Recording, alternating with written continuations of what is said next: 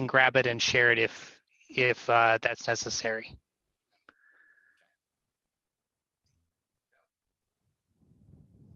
Let's see. Can you guys see that? Yeah. All right. It's a little small. Let's see if I can. Thanks, guys.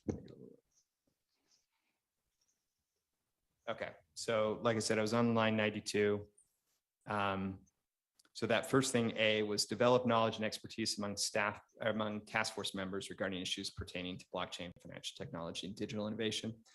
The next one is to develop and introduce recommendations regarding policy pertaining to the promotion in the state of the adoption of blockchain, financial technology, and digital innovation, the development of non-financial incentives for industries in the state related to blockchain, financial technology, and digital innovation, the promotion of partnerships with existing financial institutions and regulated financial service entities with respect to blockchain, financial technology, and digital innovation, and the regulation in the state of blockchain, financial technology, and digital innovation. So those are the goals. That's what we're here to do.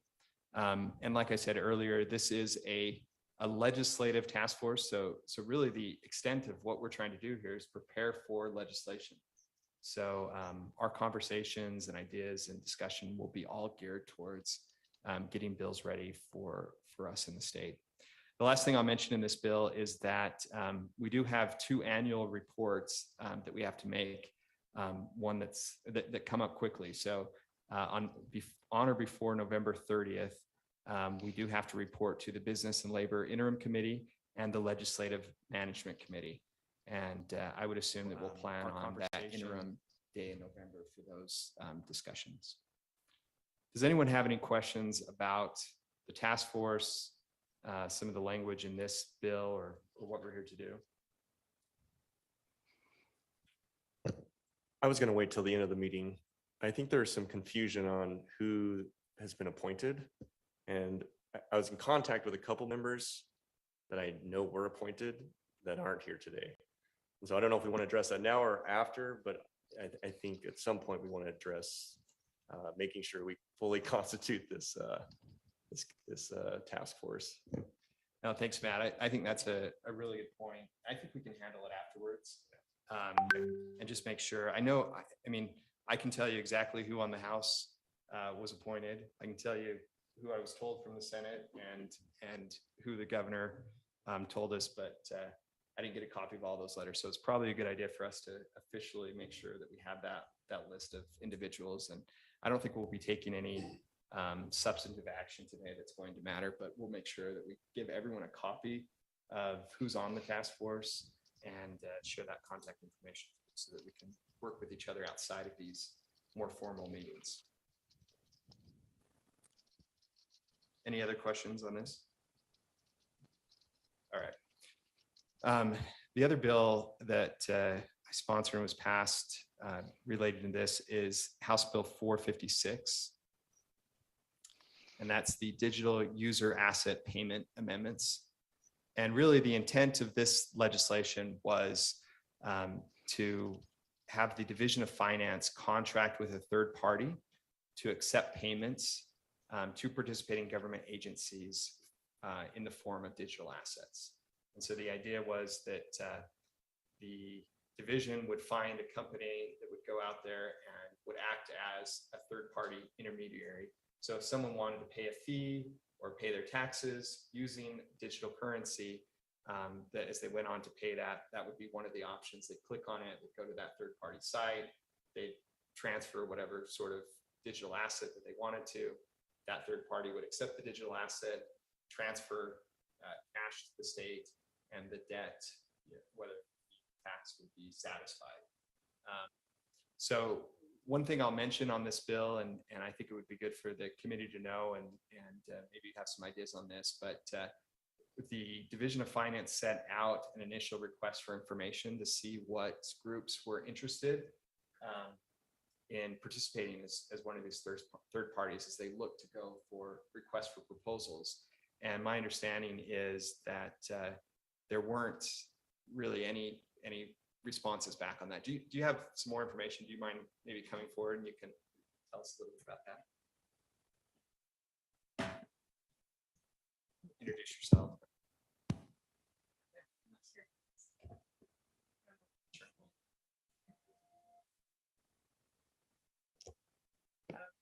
I'll stop on, but my name is Jennifer Jones and I'm the director. So we did, in an effort to try to determine how to craft the rule that is specified in HB 466 from some of these RFI, several questions, and we didn't receive any responses, but we did, we were able to, through outreach. Janica, do you mind? Sorry, maybe pulling that even a little bit closer. We're getting notice online that they can.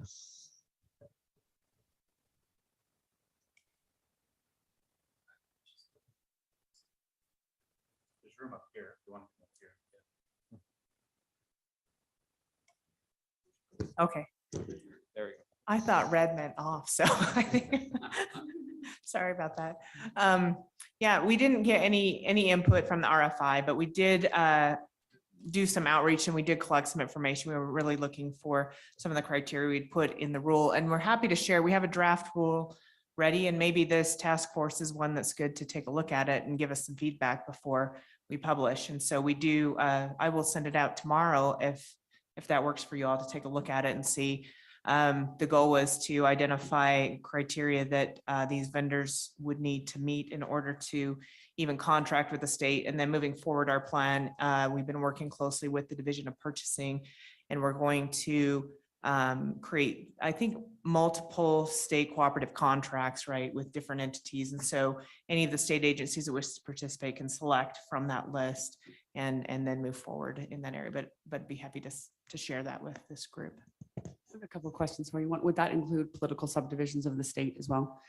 So the statute specifies that political subdivisions of the state can do this, and they can use these contracts that we'll have out there, right? Because you can participate in state cooperative contracts, but we crafted the rule to not force. bind them to use them if they choose not to. Okay, and then my second, it's not really a question, but more just a suggestion. When you get the RFP done, after we look at the RFI or the RFP, after you send it, after it's completed, it would be good to send back to this group for any of us to send to our contacts, because a lot of times the companies that would be utilizing for this aren't checking the websites where the RFPs are put out. Okay. So this group could be a resource for you to even disseminate that RFP, because what I have found is when dealing with high technology, the companies I want to hire aren't checking the government websites. Okay, wonderful. I appreciate that. And they're beginning to craft the RFP right now as we are finalizing the rules. So I will send that out tomorrow to this group, but that's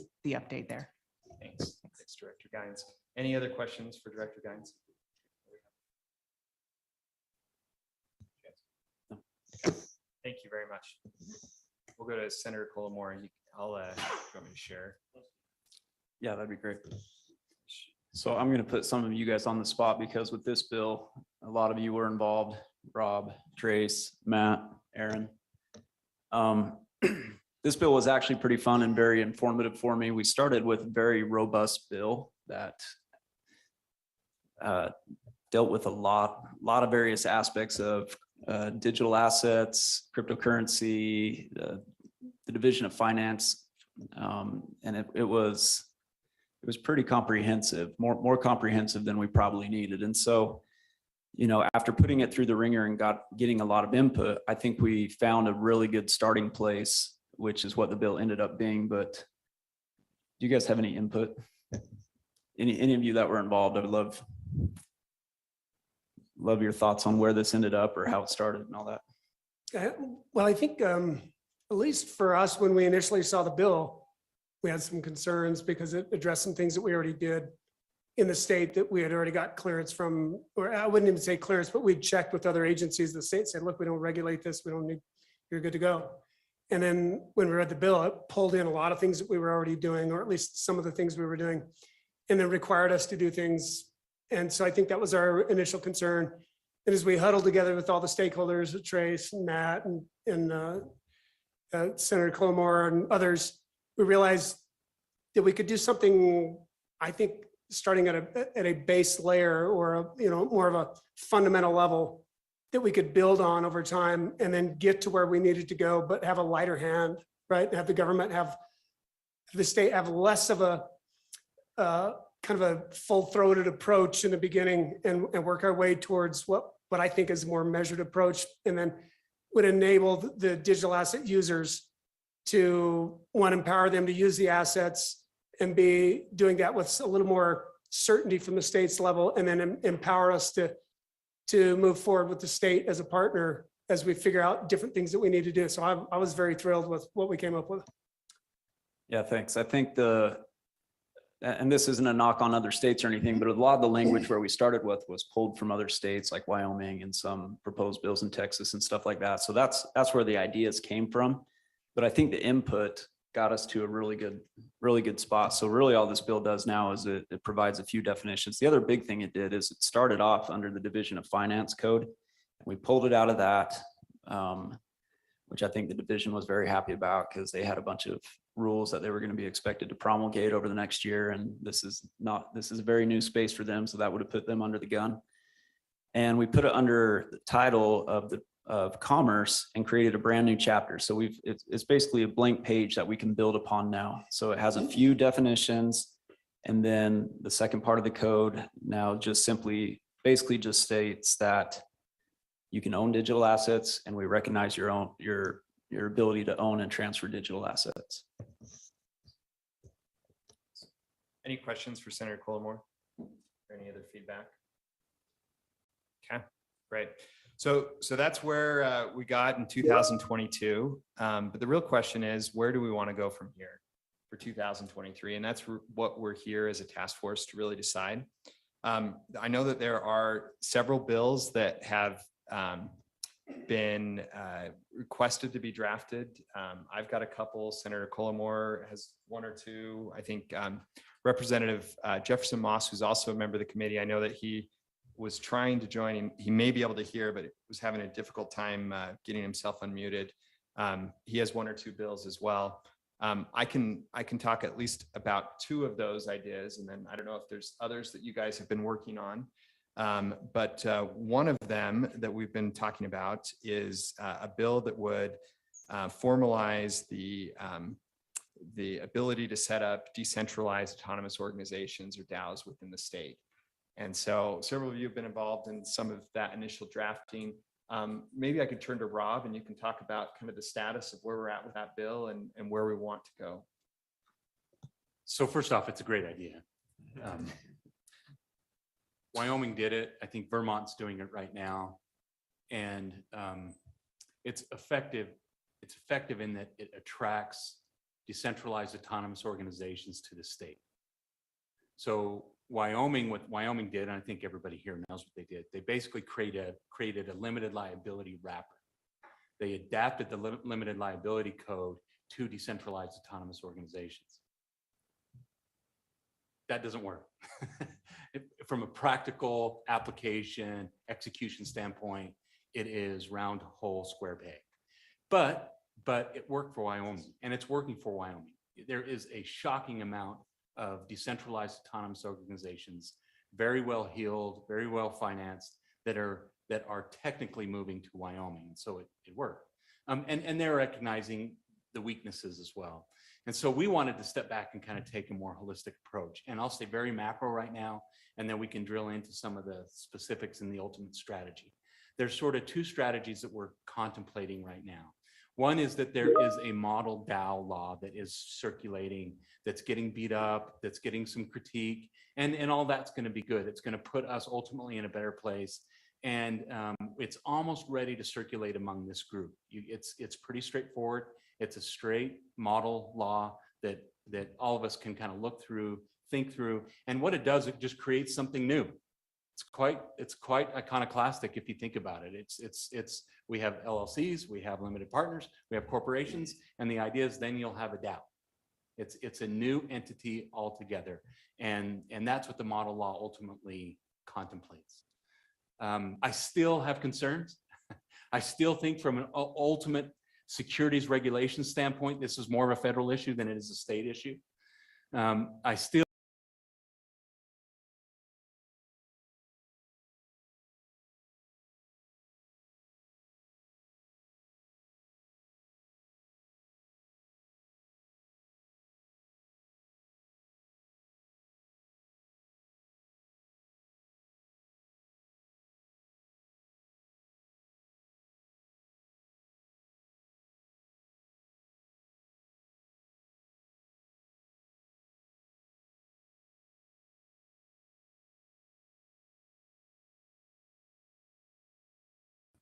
I think it has great potential. That is, it would be an automated selection with some of the same components that we're talking about with a model law. But you would literally, if you wanted to be a DAO in Utah, you would literally click and link and find yourself on chain and do full formation with an infrastructure that is already on chain. It would sort of autofill all of your components, and you could become a DAO by simply going through this sort of on-chain exercise. I'll leave some of the technicalities for later hearings, but that's intriguing. That would be very innovative and sort of leading out in the innovation, I believe, in a lot of this. You could also link it, I think, to a certain extent to securities compliance. It is not, there's almost no such thing, I'm sorry to get in your way, there's almost no such thing as fully decentralization when it comes to corporate formation and the need for adapting some level of corporate infrastructure. And so it tries to balance those two worlds, and it adapts some of the cooperative concepts, it adapts a lot of the limited liability concepts, and it has from my opinion, is we're trying to innovate a bit and become something new. It has some potential, but we're still working out the details. So anyway, that's where we're at with decentralized autonomous organizations. We're still very new, but we're trying to push forward and get moving. Any questions, Rob, on that? Representative Tusher. Go ahead, Ian. This is Ian with blockchain.com. I just wanted to add on to that quickly, just because it sort of passed kind of quietly, but Tennessee actually passed something very similar to the Wyoming regime this session as well. So they've kind of granted DAOs a sort of business entity status there. And I'm going to be watching that one very closely, because that'll be a very interesting canary in the coal mine, because you do start to run into, as was just discussed, securities, regulation issues, but it'll be interesting to see how they handle it. And I know New Jersey was considering it as well, but I think they kind of shelved it for the time being, just for exactly some of the reasons we just discussed. Let me just respond to that quickly. He's absolutely right. New Jersey, also Vermont. I think Vermont has passed. What is also interesting to watch is that Delaware is expanding their foundation rules to specifically be adaptive to at least notions of decentralization, or at least concepts around DAOs. What they're really doing is doing what British Virgin Islands have done, the Cayman has done, and they've done similar things to say, rather than completely bend the universe, let's just use what we have, foundation rules, cooperative rules, and make those expansive and inclusive of a DAO structure. Works sometimes, doesn't always work. It's interesting, but Delaware is doing something very similar to that that's worth watching and keeping track of. Rob, just really quick. When you say you've got two models or ideas for this DAO, is that something you intend to bring to the task force before pushing out a single side legislation? I'm curious how you plan to rule out a Wyoming type DAO versus this very innovative on-chain DAO, like how you would decide to go one direction or another. Yeah, I mean, the way I see it is that's the function of the task force, right? Yeah, I think if this body would like me to be the one that drives it, at least the DAO side of it, with your help and assistance, it would be presented to you in the alternative, right? That is, I'm not completely shutting the door on, say, the Tennessee or the Wyoming model. If that's the best model, let's use it, right? But we should look at them, I think, ultimately in the alternative, and then put the best heads together and decide what we ultimately want to do. In truth, I'm not dogmatic about it, definitely. My mind is open at this point as to what we ultimately do. And as a practitioner, I'm still pushing people offshore. It just works. It works to a certain extent better, because the United States, from a federal standpoint, and then state to state efforts have just been slow. So there's a chance to innovate, and I'm not overly dogmatic, like I said. Whatever is the best system, I want to chase that system. Is there a model where you see you could actually start with sample legislation that already exists and then mold it into an on-chain DAO? I'm not so up to date on this on-chain idea, so maybe that I need to get updated there. And I'm curious if there's a way to upgrade it into that, or if they're so obscurely different that you would never do that. The closest, I think, for a model is the model law that's been circulating, and that might be the place for all of us to start. I'd be happy to send that in its current iteration right now, and that's a good place for people to start thinking about it. You can kind of think through each section and kind of understand how they're building it and structuring it. But that's about the closest, right? And we can do as suggested. We can go to state, some of these that are looking at it, doing it, dialoguing it. We can take as many learnings as we possibly can, try to figure out ultimately what best practice is, and then bob and weave around what is the ultimate best for you, the state of Utah. I will say that it could be effective though. And effective meaning that it could become a place, if we do it right, where a lot of these DAOs come. I think it'd be interesting to see who the players are who would want to be involved in that, and maybe create a subcommittee just as a suggestion around that. You got it. Yeah. The model law you're referring to, who's developing that? It's one of these. It might be the American Bar Association, but it's one of those. Either the ABA or somebody connected to the ABA. It's solid. Yeah, it's good. It's not perfect by any stretch, but it's a good place to start. So I don't want to get in front of my co-chair here because we haven't really talked about how this is going to go moving forward. But what I anticipate is each of these ideas that we want to explore will have more in-depth conversations in the meetings to come. And I think maybe the first idea that we discuss at the next meeting should be the DAO, because not knowing all the bills, I suspect that'll be probably one of the more complicated bills. And so that will give us an opportunity to dig into it a lot next meeting, but then have subsequent meetings where we can continue to explore and discuss the ideas. But probably the agenda items for subsequent meetings will be a couple of these ideas on each meeting. I agree. And what I would say too is, as you can tell, this is not the most conducive environment to have a lot of, back and forth dialogues in these formal meetings. And so like Matt suggested, it's probably better to find out who is really interested in that area of the law or has expertise, can add, and we can create kind of a sub-working group that then can report back in these meetings, and we can ask the questions and we can dive in it in the meeting, but it isn't the place where we're redlining and wordsmithing legislation. One other thing I'll just add to, I don't know how familiar everyone is with the legislative process, kind of what goes into how do we get a bill drafted, how do we get it presented. But this committee itself does not have the ability to, it's not a standing committee that would allow us to generate a bill that's comes out of the committee. And so any bill ideas that we have over here, we have to get sponsored by an individual representative or senator.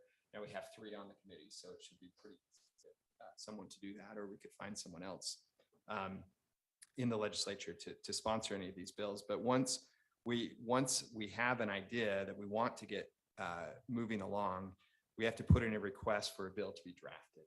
And it goes into a first in, first out type system where there is some prioritization that each legislator has a certain limited number of priority bills that they can kind of jump the line. It gets assigned to a legislative attorney, and they're the ones that actually have to take the code and draft out the official bill that then be published and that everyone could see and work through. And so that process can take some time to put in the request and then get up on the list so the drafting attorney is ready to actually draft it, and then have them work through the language and massage it so it's ready to be public. And so the quicker we can get into that, or at least if we have ideas that we, areas of focus that we want to get to, even if we don't know exactly where we need to go, we get those requests in so that they're in the queue and moving up, we're a lot better off, so that we'll be ready for the next general session. Anything you'd add to that? No, other than we've got a bunch of attorneys on this list or on this committee. So ideally, we can pretty much give the language to the drafting attorney, which will expedite that process too. I was contacted by the Legislative Counsel's office already. Yep. They found out I was doing. I think you're the one that told me to call so him. I'm sponsoring a bill on DAOs. Got it. And Okay. I had to reach out to you. And he's been great. So he's sitting there waiting for us to push language to him. So, Awesome. And that attorney will be the one that will cover all of the crypto related feels he's getting expertise. He's a new attorney, but very confident. It's really good. I was at that meeting as well. He was great. Great. So I don't know the best way to facilitate finding out who's interested. I don't know if maybe Rob, if you just want to take point, and if anyone's interested in being involved in those discussions, kind of offline outside of this meeting, if you'll just get to with Rob on the Dow stuff.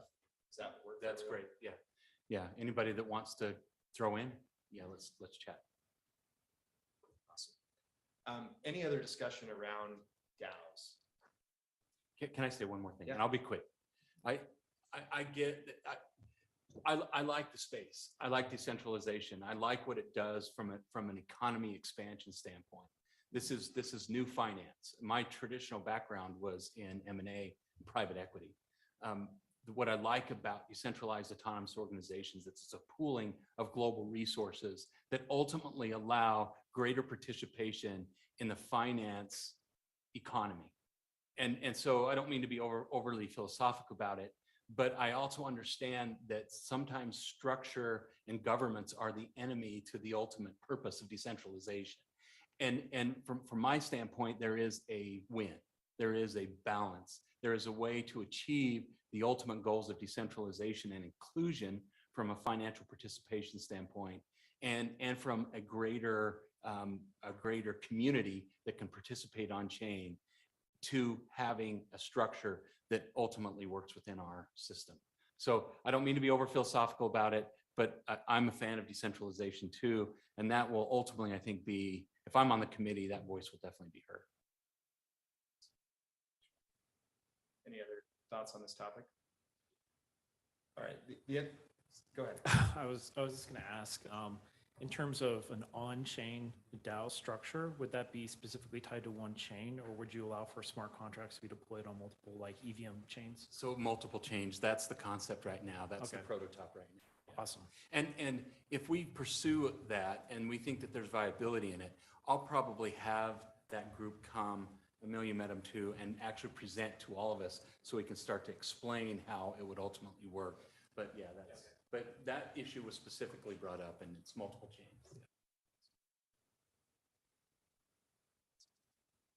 All right, so the second bill that had been brought up, and I filed one. I think there's actually a couple people. I think Representative Moss. I don't know, or Senator Fullermore, if you had one, but we talked about this idea of a sheriff node. We've had some discussions around that. I don't know, Aaron, you're the best person to maybe kind of get what the idea behind that is and kind of where we're going. And then I know that there might be some conflicting ideas on whether that's a good idea to move forward or not, but we can have that discussion. Yeah, so, one of the things that we've learned a long time ago, that initial technology, and still is today, is sometimes difficult to use, right, for digital assets. And there are errors that persist, there are conflicts, there's, sometimes people aren't always honest in their dealings. Shock, surprise, surprise, right? And we've seen rug pulls, we've seen a bunch of different things, just things that happen on chain. And then, in fact, was a study that was released that about 20% of all Bitcoin, they believe, is locked on chain because people have lost their private keys. So how do you reverse that? How do you, how does a blockchain that purports to be essentially, distribute justice and equity by being transparent, but then locking all your assets because you made a mistake or an error or something like that? And so in this concept, we've been building technology that allows a trusted source to reverse a transaction, but it has to go through an adjudicative process. And in that process, you've got contract disputes, you've got a lot of different things. And so you get back into adjudication. And we think that there are places within the state that can actually handle that. We did talk about the Attorney General's office and certain things. And then you have to kind of make a determination if there's fraud, if there's deceit, or it's just a plain error or whatever's going on. So there's got to be some things that go through this process. But at the end of the day, these sources, or what if we were talking on chain, it would be essentially oracles of reversing a transaction, have to be accountable to somebody else. They have to be accountable to the users, right? And so we've got some concepts and things that we've discussed, and technology that we've been working on, and other things that we think that this task force, as well as the state, is a good place to test out some of those concepts. And we've had some discussions with other people on this task force around that, and it's something we certainly want to move forward with. If I can, Representative. So I think it's important to note, as I've discussed this with you, Aaron, that this sheriff node or this idea is something that would have to be built into the actual blockchain or the smart contract or something. It's not something that could be imposed on an Yeah. already existing blockchain or a blockchain that was developed without this intent. And so, but in the event that a blockchain does have the ability to have this type of sheriff node, there's got to be a way to effectively use it and to work through the adjudicative process, as you mentioned. Yeah, it's voluntary. It's not something that you could subject another blockchain to or any of those kind of things. But as a company, we've got a product that we're working on, but we don't have any way to have that network officially recognized and go through an adjudicative process that would actually stand up in court. And so that's really what we're trying to merge, is the concept of equity and fairness and justice in, controlling property rights. Then also having the ability that the users really created this network, not the government, and the balance that the users would then be opt into this process. That's where they agree to have their assets held and go through this process. But then the state could act as a third party that would use similar constructs that it uses already for adjudication for a dispute or an error. And Aaron, because you and I have talked about this quite a bit, and I know some of the concerns from the industry. And I think the opt-in part that Representative Colmore brought up is an essential part, but also, and maybe you could speak to this a little bit, but like the application where, digital finance and crypto is likely going to be a means of payment at some level. And in order to grow that on a government or state or anything that would require even a bond, is probably going to want this for an insurance reason. So to really have a digital asset that you can use on a large scale, you're going to need those security protocols in place, or something like it, I'm imagining, to fit the box that people are usually used to working in when purchasing some type of asset that's government related or contract related for the state, or it could just be a high level transaction that they just want the security around it. And I've listened to your argument around this, and I've listened to the other side. And I think the hardest part's going to be getting the opposition to show up to actually voice their concerns around this. So I don't know how we're going to muster up the people who have the issues around it, right, and actually address it, similar to your interaction that we had here at the state. But I think the committee could actually serve as a voice to actively bring those people to the table if and when that bill gets proposed. So, Yeah, certainly. And I think obviously that's the whole reason for the task force, right? This is a public process. We want everybody to come and bring those concerns or whatever they have. But I think as we go forward, you'll see that this is really a very voluntary kind of supposition around this legislation, that there's nothing being imposed on anybody. It's not the heavy hand of government, imposing regulations on a blockchain that doesn't want that. This is for a blockchain that wants to stay public and not be private, and also provide some assurances or protections for people who don't or may not want to become experts in smart contracts and all of these things. It should simplify the use for it, that they then have a place to go dispute something if they don't believe something was done either fair or they just made a mistake, which we see happening all the time. So I think it's a reasonable place to be. And if there isn't a lot of concern, I think that will illustrate, if there isn't a lot of people showing up to be concerned, there's probably not a lot of concern.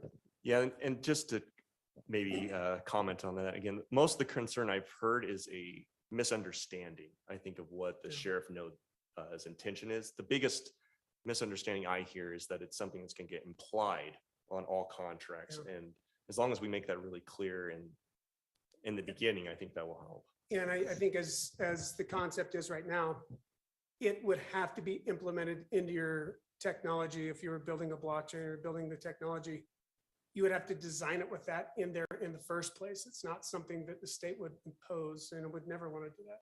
You have to be building something to utilize the technology on a voluntary way. Well, and I will add, I mean, something like this has come up in the past in the history of Ethereum, right? You have a massive hack that happened when the DAO was hacked, and they split from Ethereum to Ethereum Classic, and people made a decision. There was a lot of people who looked at it and said, what is done is done. You can't go back and rewrite the blockchain history. And so again, being tightly involved into these groups, these spaces, these echo chambers, right? I mean, that's where I spend a lot of my day communicating, being in spaces, talking with people, is I think there will be a lot of pushback, especially calling it something like the sheriff node, because it implies centralization, right? Government coming into the blockchain and saying, we can reverse transactions, or we have a back door into your assets, right? I mean, part of the appeal behind blockchain and owning digital assets on the blockchain is that it's your keys, it's your crypto, and that no one can take that from you, no way, shape, or how. And so by imposing this type of thing, I mean, again, imposing, I think, is how it might be received by a lot of people. And so I think that a lot of care needs to be taken in this type of strategy, because just based off how it was described right now to me, I was bristling. So I could imagine that other people might as well. And again, maybe it's lack of understanding, or I don't know exactly what is being proposed, but I could understand people taking issue potentially with it. Yeah, I would suggest strongly a name change on that to signal exactly. It's David, right? Yeah, Yeah. David's concern, because what you're saying is exactly what I keep hearing. And I think if we signaled with the language of what it did to protect people, and it was voluntary, it was something you volunteered into, wasn't imposed on chains, I think people would go, oh yeah, of course, I'm free. That's the whole point of blockchain. And I'm also free to buy an insurance policy on a chain that has a third party that can help me out if something gets lost. Right. And there's other decentralized ways that you could perhaps address this too, that may not involve sort of this backdooring, is if you have, I mean, similar to how blockchain consensus is based off of validation nodes. If you have something like a really obvious hack, like say Bitmark gets hacked for 200 million or whatever, if you could create something behind sort of like serialized NFT treasury notes, and you could have sort of validation or distribution of trust in who manages this whole smart contract system. And if something massive like hundreds of millions of dollars gets stolen of these treasury notes, you could have, say, validation nodes or DAO members or whatnot be able to reverse those transactions or to sequester those serialized non-fungible tokens, and bring it back to whatever exchange or to whoever person it was stolen from. So there's some ideas that I would be interested in discussing more about what has been proposed. And I think I would, yeah. And I just really quick, I think the concept here is sometimes it's easy to identify, like if there's hundreds of millions of dollars that get through a hack or a rug pull or something, it's easy, right? But what about the guy that loses $10,000 and nobody cares? Yeah, there's a lot of those. Yeah, they're my point exactly. There's a lot of those. And the point being is they need some place to go to, and they need something, and it's voluntary. So they have to make a decision beforehand about, I'm going to participate on XYZ blockchain that has a sheriff node. And because I'm going to participate there, I have this option. There are going to be lots of other options that they can go to that don't have these nodes on them. And it'll be run by elected officials, like the AG's office or something like that, that can do that. That's an uninterested third party that wants to just adjudicate a process. So I don't think the concerns, I think, are super difficult to contemplate. The easy ones are millions of, hundreds of millions of dollars are gone. Well, everybody sees a miscarriage of justice, but the guy that lost $10,000, there's probably hundreds of millions of dollars of those as well, but there's thousands of faces that have no place to go to. Yeah. And so they would have to make a decision before that to decide to use a product like this that can sell them insurance or sell them these other things. And there are a lot of corporations and companies that won't use a blockchain because there aren't these avenues for redress. So we're not talking about changing what exists. We're talking about innovating something that doesn't exist yet. Now I'd be interested in learning more about the proposal. Matt, are you saying that it shouldn't be called the sheriff note? Is that what you're saying? I'm just saying it's going to be an uphill battle. Yeah. It's an analogy from the Wild West. Yeah. That, you know, when they moved into the Wild West, they had to hire somebody to protect their property. Yeah. It's about FBI. Call it the now. deputy. Yeah. The Government Intervention Act. or something. Yeah. Or sorry, Trace. Go ahead. Yeah, I'm not too familiar with the sheriff note proposal, but I think it does hit on things that I've heard a lot about is one, getting property rights, and then two, like, how do we perfect the security interests in the property rights Yeah. so that we can engage in lending, for example, or other types Insurance, all of, these other things. OTC derivative contracts or like whatever it might be. And then, so, you know, I do think it's a ripe area for us in terms of like defining the property rights, figuring out how we enable the perfection of the security interests. And hopefully we'll be able to get a lot of input from the industrial banks or the other banks and some of the other players in the space with what they're kind of finding as they're doing their due diligence and trying to figure out how to navigate into this space. Because, I mean, it goes right into it. The remedy is, you know, if a judge issues the judgment, then the sheriff would go and take back the property, you know, so we have a lot of moving parts here in terms of our separation of powers and like how we actually get this implemented in a way that's going to be practical and workable also. But I think it illustrates there's a need. Oh, It's yeah. undeniable. Yeah, there's definitely a need. I mean, a lot of institutions and organizations have been asking, you know, these questions and not But just here in they Utah, won't like come into the everywhere. Space, and Utah might have a solution that allows them to do that. Yeah, especially if you're an ERISA fiduciary, for example, you want to know that you can check all the boxes and that their property rights and all these things. Any other comments on this topic? Great. So, Aaron, if you don't mind, if I could kind of have you out on that working group. Sure. And those that are really interested in this space, if you would get with Aaron and then work in the interim, and then we'll have you guys come back and report in our next meeting. I'm just gonna say, I apologize. I have to run. I'm still gonna be participating online, but I won't be here. So I appreciate seeing you all. Look forward to the next one, and I'll still pipe in here. Thanks, Senator Colmar. All right, so aside from those two, those are the two that I know of where we have bill files open. We're working on those issues, but I really want to open it up to the committee now.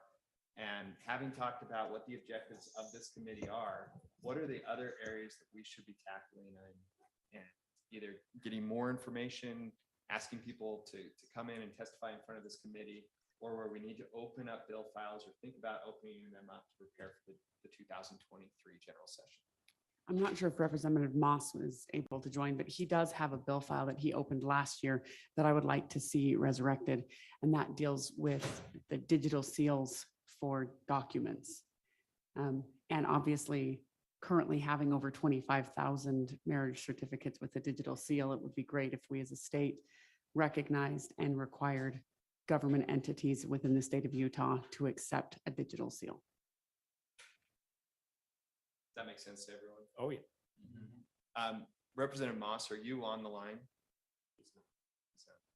I'll get with him and make sure that we have that bill file. You two. Yeah, absolutely. Yeah, and I think the use case is broadening. I know Weber State University is now doing that.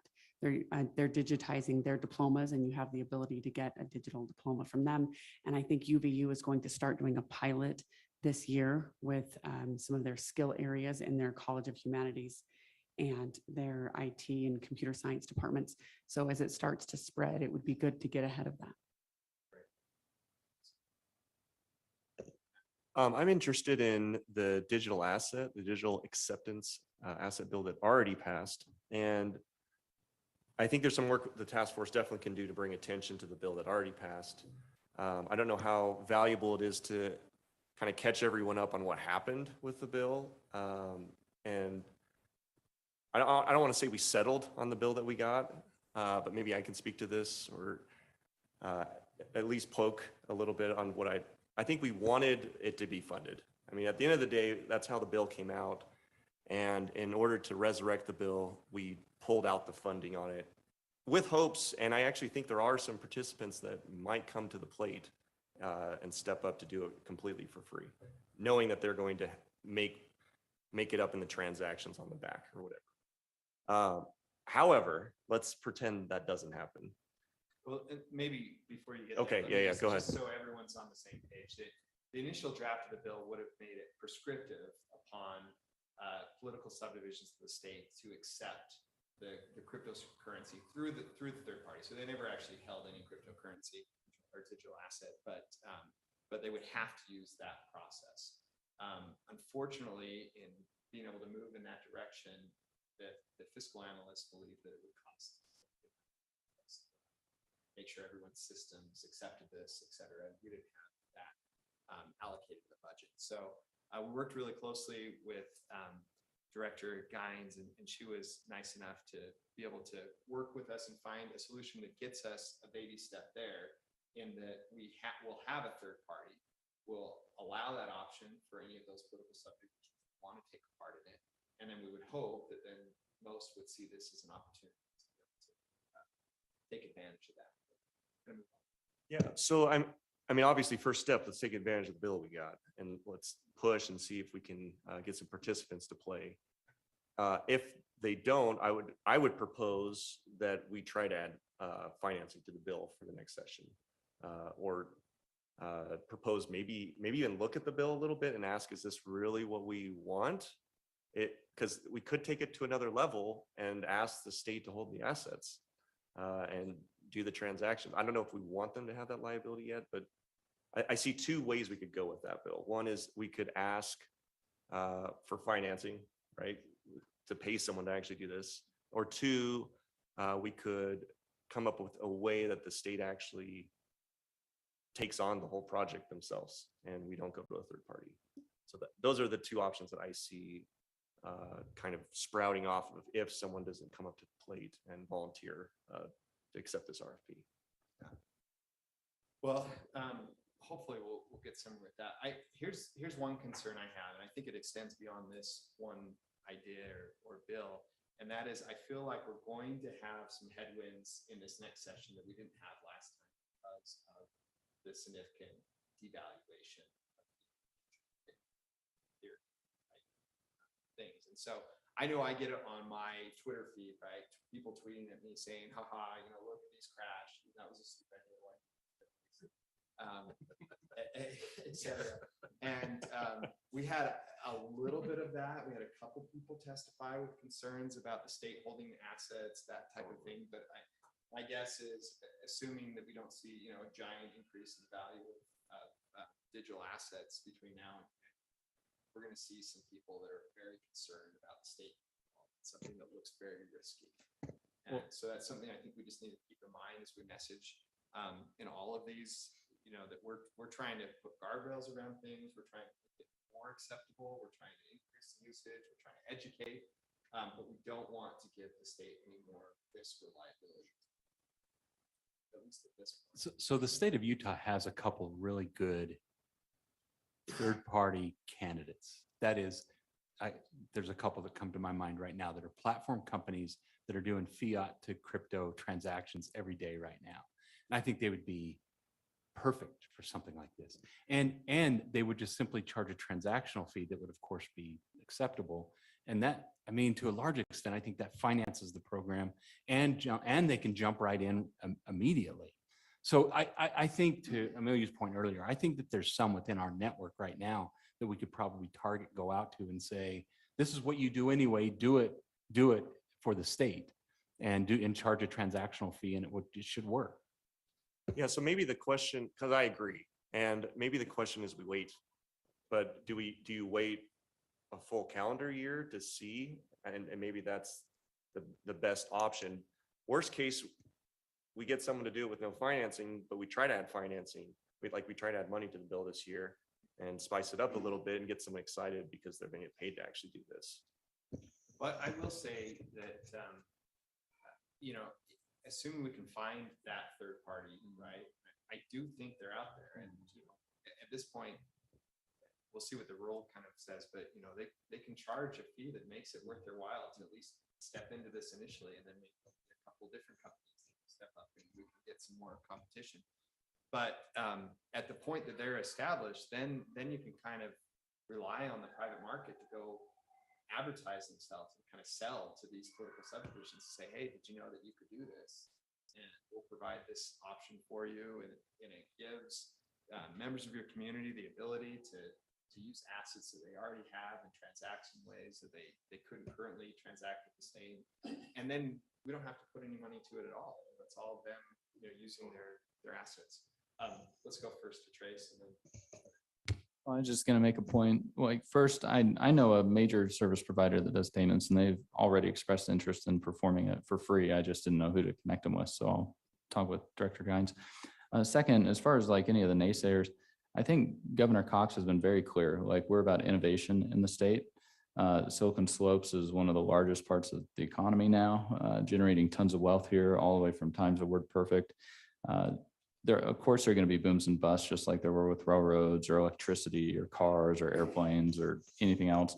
We, if we really want to capture and become a competitive force for this industry globally, like which I think we have lots of opportunity to do, then we just need to move forward and do our thing, and just keep trying to build. And I totally agree with that. I guess I would just say, I mean, you saw when the committee that these bills were assigned to is the energy, I can't remember what it's called. It's like energy and technology standing committee, right? And you go there and it's a bunch of sheep farmers, right? Because they've been involved in rural issues, gas, electricity, et cetera. Hey, now I'm a sheep farmer. And I'm not to say they're not smart or they don't even understand these areas. Remember, I offered to buy a bummer lamb with Bitcoin for them. You did. But that's the reality that we have to deal with, right?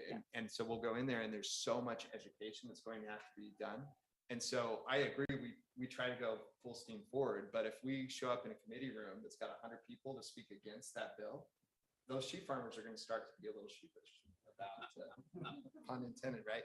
To be able to move that bill forward. And so that's where I'm not saying we don't move forward. I just think we need to be cognizant of the fact that may be there. That's a reality that we have. And so how can we educate, how can we message this in the right way and couch it so that we don't get as much concern, and that we ensure that we're selling that message, that we're not putting the state in any more risk. And I just want to illustrate something, and it kind of reminds me when I was in the legislature before, that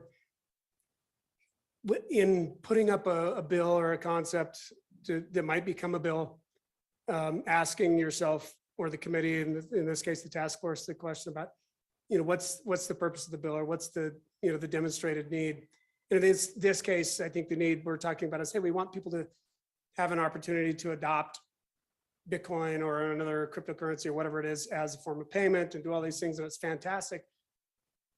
But in our over exuberance to have this concept adopted by the public and make it available, are we doing something, or we maybe saying something, or want to implement something that's already being done by the private sector already? For example, you can go convert your Bitcoin somewhere else and then pay the state dollars already, right? So there's not a massive need or a massive hole or a gap or something that's there. I think, I'm not speaking for or against the bill, but what I am saying is one of the jobs the task force should take seriously is not to have too many bills coming out or doing things just for, optics or social engineering or whatever it is, as a very conservative legislator and, fairly libertarian in my views, if there's a private sector answer to a problem, let's do that first, right? And so in this case, I look at that and say, well, they're like, I have a company that does the things we're talking about doing, right? Converting crypto to dollars. And if we pick a specific company to do that for the state, are we not now excluding all of the companies, the business that somebody might have actually engaged with them in before? So does the state really need to be in that business? Maybe, maybe not. I'm not answering the question. I'm just saying it's something we need to ask ourselves with every bill. Is there a demonstrated need? Is there a reason for government to be in this process? And there may be really good reasons, but as a task force, we should always think about that. So we're not just creating bills to produce social engineering or a purpose or, or something that can be done by the private sector already. Yeah, I think that's a fantastic question in this particular case. Yeah, there's two things. Number one, when you do that, you often use KYC, and there's a whole group of individuals that are unbanked that don't have KYC. And so that would allow them to be able to pay state fees. The other group that is also unbanked is the cannabis industry. And the example that I used on why I pushed for that bill heavily is because when I was auditor of our county, we had somebody walk in with duffel bags with $2 million in cash to pay their taxes because they couldn't get a bank account because they ran a cannabis farm.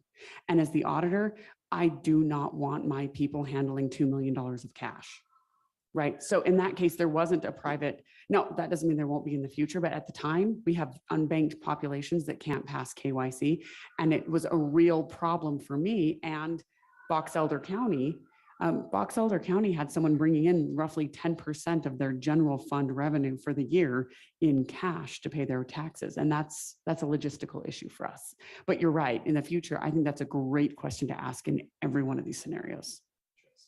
Yeah, I think another aspect of this is, I totally agree that we need to look at how we can be safe and secure, especially for the state. And we can take Bitcoin, for example. It's had over 100% uptime. It's had 100% uptime for the last 10 years. There's no financial stability board for Bitcoin. Like, why do we even have a financial stability board for our current monetary system and financial system? And what risks does our current financial and monetary system pose to Utah if it were to not have 100% uptime? Could people continue paying their property taxes if Fedwire went down, for example? Or if, what about Visa or MasterCard? Like, we're so reliant on being able to pay taxes and fees and everything with these other private companies that we don't know that they're going to have 100% uptime going into the future. And yet with these internet protocols, especially ones that are based on proof of work like Bitcoin, there's a very solid foundation there when it comes to being able to transfer values and funds. And like I said, Bitcoin, they don't have a financial stability board. They don't need one. They're solid. You can build on top of it as a protocol. Can we really trust and have confidence in the other protocols and the other services and the other systems that are out there? And even if we can, should we really be putting all of our eggs in those baskets and not have some type of a alternative that we can ramp up and use just in case they were not working for some reason? So that's a dual purpose for exploring the digital assets. I think that it actually can help us be more resilient and safer and more conservative.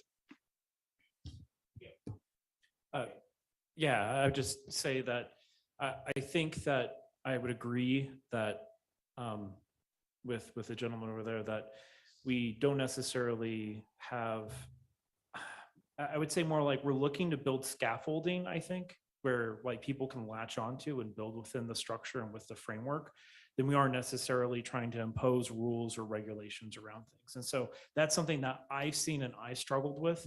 As for these projects that are just cropping up all over the space are some of the most innovative things you could possibly imagine, but they have nothing to latch onto and they have no scaffolding to work within.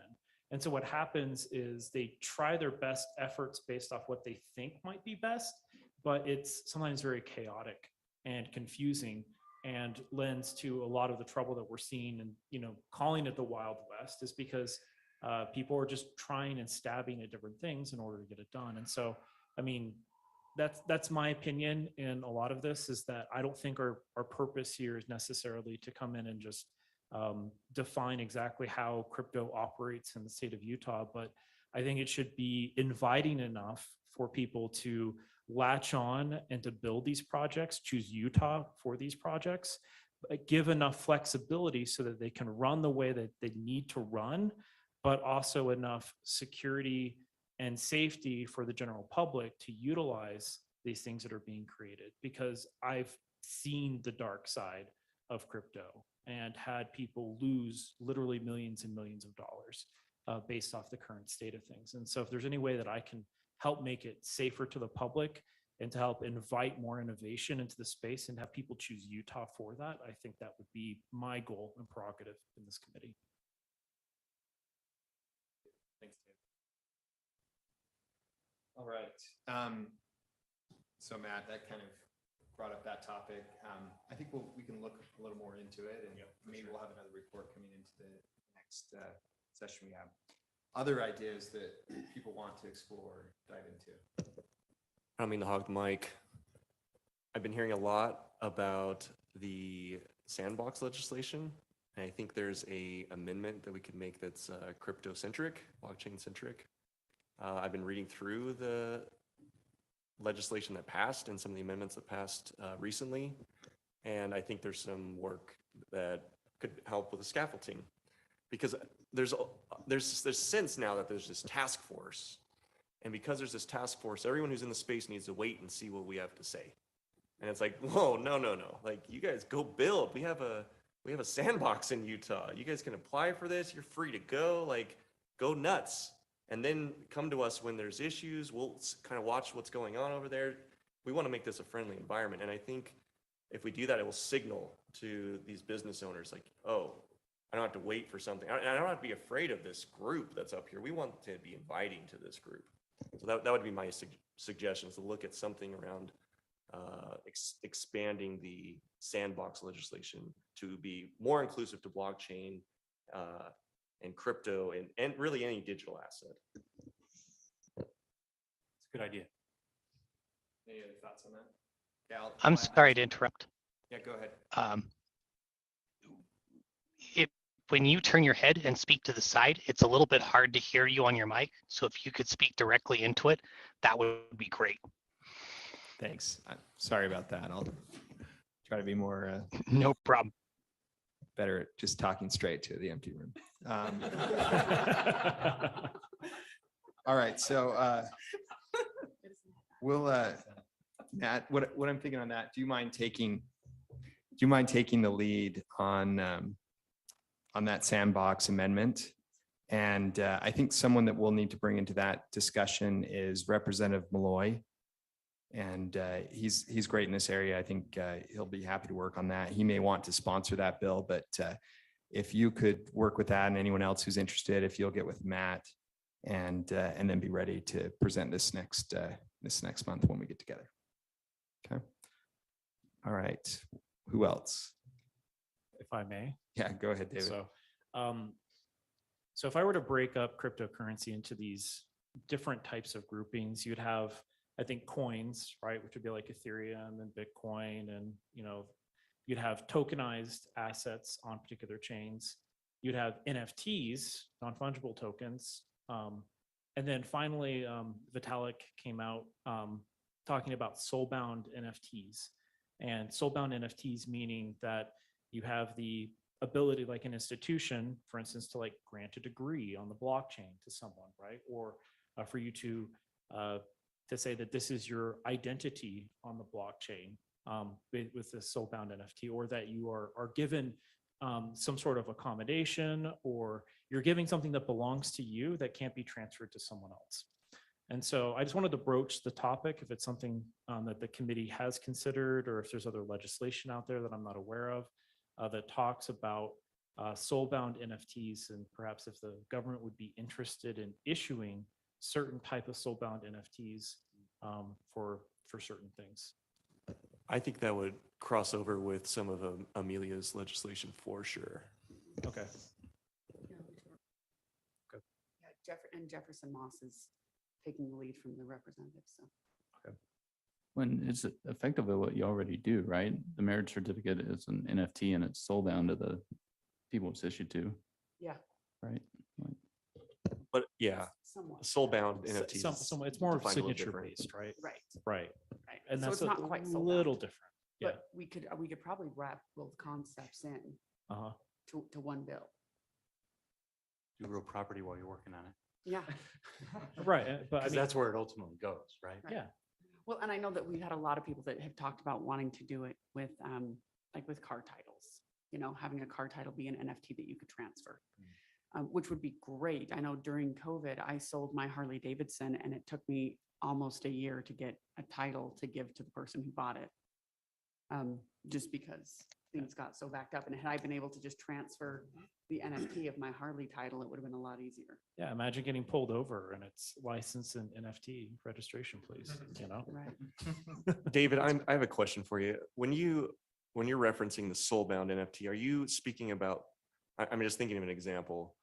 Would like a social security number be a good example of like a soul-bound NFT that could be issued by a state or I mean, something yeah, that I mean, would never be anything that changed? belongs immutably to one address or one person, right, would be considered soul bound. And so I think like a degree, for example, is a great example to where you bestow some organization that is the authority for that NFT group or organization issues NFTs to particular people. And so the state government could be the authority that issues NFTs to people. And what's cool about this is that it's very easy to validate the authenticity of it because it's issued by one provider, and that can be the state. And it's really easy to authenticate that that soul-bound NFT was issued by the state. And it is also due to the nature of, asymmetric keys and private and public keys, is that you can say with your public address, you can easily read and see all those soul-bound NFTs, and with your private key, you can prove they belong to you immutably, right? And so, and there's no, I mean, it's like a username and a password into an account when you think of like your private key. And so people can very quickly validate and authenticate that you own what you say you own by just being able to provide that authentication piece. And so that's what makes it so interesting and useful, I think, for anything where the state is issuing something. For example, for the state of Indiana, like 15 years ago, before I moved to Utah, I was an EMT. The EMT license that I was given could have something that easily have been transferred by the state to me, and then I could quickly authenticate that with people that I am in fact a licensed EMTB in the state of Indiana, or that I'm a mandatory firefighter, right? And so things like that, I think the world's our oyster for anything that is issued by the government to a particular individual as a credential or a license or a degree or anything like that are things that the state could be interested in exploring. Yeah, so I think right now we're just registering a hash, and then you can verify that that hash was registered by Utah County government. And then when you verify, and the same with like the Weber State Diploma, and then you can actually take the image and check the image, and it will verify that that image has been unaltered. So it's an unaltered image hash, and that way we're maintaining people's privacy. And what you're saying would take that a step further, and that would actually make it significantly easier for things like if in a house fire, if you lost all of your documents, Right. you would then be able to get them again. So it would basically take what I have done and bring it one level further. So I mentioned this to Aaron subtly, but what if the individual's house burns down and the institution that issues it loses the keys? Are you talking about like the private keys? Yeah. Right. But this is a soul-bound thing that, imagine it's your Well, social. What's wonderful about blockchains is that you don't necessarily have to send stuff to addresses that are bound to one particular seed phrase or private key. You can send things to multi-signature wallets that you can have backup keys or even other third parties. Like you can set up all sorts of cool rules. Like you could have a household multi-sig wallet. Your spouse has the other key to it, and it requires 1 out of 2 transactions. And either you or your spouse can access that multi-signature wallet and access and move the funds and sign for those funds. So it doesn't necessarily just have to be a particular wallet. It could be multi-sig, it could be contract-based. So we can build upon some of those security features that you're talking about that are inherent, I would say, flaws of blockchain. I think it's just something, there are gaps, like you mentioned, that if people do lose their keys or their credentials, that can be an issue. But you could do something like set up something where the government, if you want to talk about the sheriff node, right? The government could also assign you a multi-signature wallet and be one of those key holders. And so they could assign you a public address. They could be a key holder for that address, and they could even move assets on your behalf for anything that they issue. Yeah, sorry, I should have started with that. I can tell the sheriff node's growing on you. I think those are different things, but. All right, so David, I've just made a note here that we'll put that as a sub item underneath the seal of documents. And then with Representative Moss taking lead on that, Commissioner Gardner will be there too. And then if you want to work with them as well, we can flush that out. Thank you. Our time has come to an end here. Is there anything extremely pressing that someone wants to make sure that they brought in front of the committee and that we're working on before we meet again? Anyone online? You guys should be able to unmute yourselves and hopefully you can hear me. All right. Well, with that then, I have this list.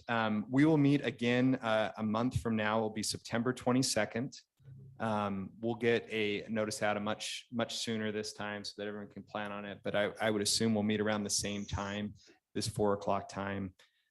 In the meantime, if you have agenda items that you would like to bring up, if you have people that you think would be helpful to have come in front of the committee that we can add to the agenda, please let me know, or Senator Collamore, and we can build out the agenda. And then I'll send out a proposed agenda to the group a week or so before the meeting. And then we can bat around if there's anything else that we need to add to that. With that, are there any other questions logistically or anything else that needs to come in front of the committee before we adjourn? Representative Tusher, is there a good staff point of contact? Is someone the lead on this, just as we see things or think of speakers who we might want to bring around? Who should we send that to? I guess is my question. Yeah, great question. So Mark is our staff for this. Mark, I don't see your video now, but everyone should have got an email from Mark with this invitation. So that's his email address. Any instructions you'd give us, Mark, or anything else you'd want to add? No, just go ahead and get it to me, and I'll make sure I communicate with the co-chairs and get everything on as fast as I can. So. Great. Fantastic. Thank you. Thanks, Ian. Anyone else? All right. Well, with that, can I get a motion to adjourn from someone? All right. All those in favor say aye. Aye. Aye. Those opposed, we're adjourned.